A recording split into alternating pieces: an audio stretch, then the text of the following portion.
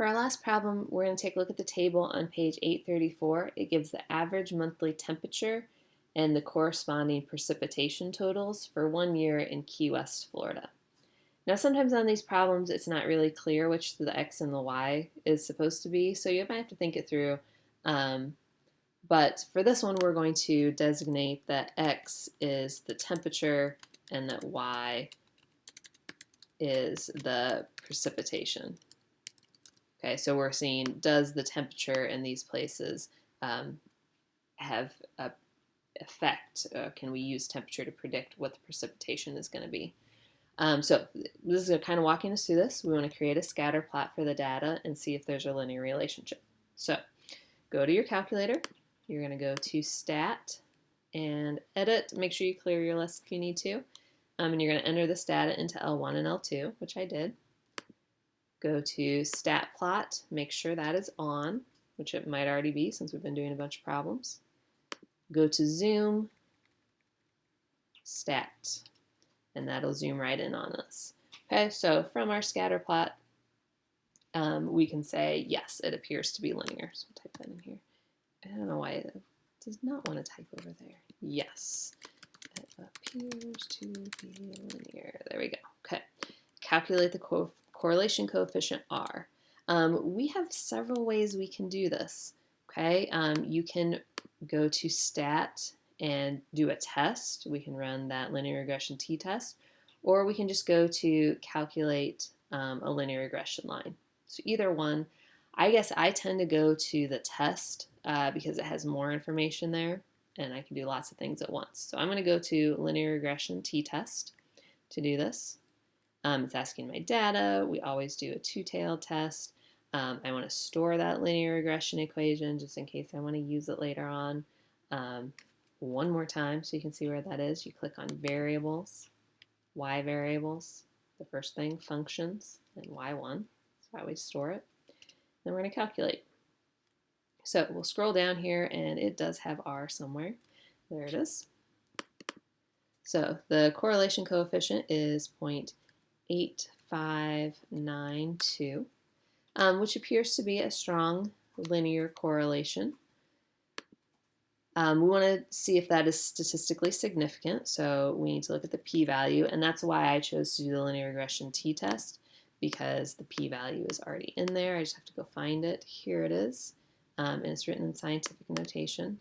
So our p-value is 0.0003. So when we compare that to alpha, of course it's less than alpha, so it is statistically significant. Okay, there is a significant linear relationship here. And then determine the equation of the line of best fit. Well, again, that is on our calculator. Notice the calculator is y equals a plus bx. So when we find these a and b values, the a is the intercept. So y equals negative 15.424 plus 0.225x. Okay, so that is our line of best fit. Remember, that's actually a y hat. Those are predicted values. All right, calculate and interpret the coefficient of determination. That is also already in here. Let's go find it, r squared. So let's move that up where you can see it. R squared is 0.738. And we need to interpret this. So our interpretation is going to be that, we can turn that into a percentage. 73.8. So 73.8% of the variation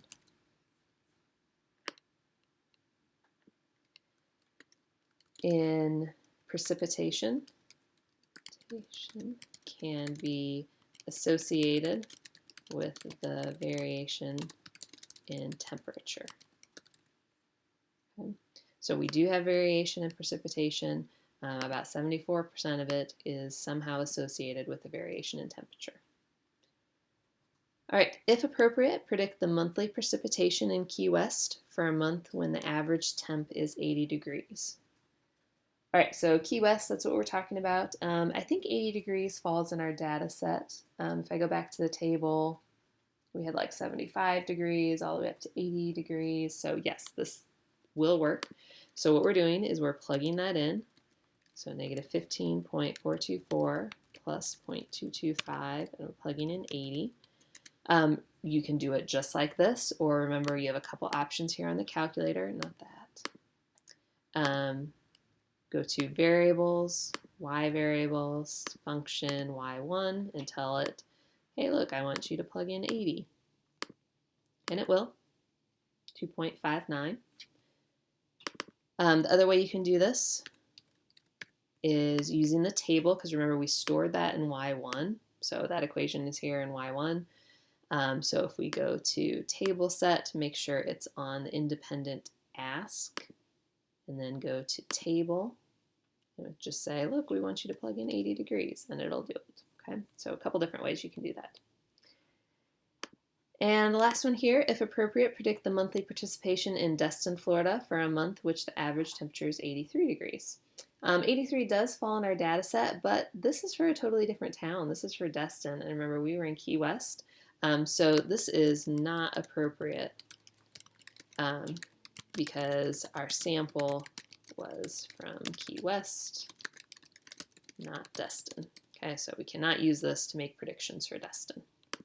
Okay, so that is everything for linear regression.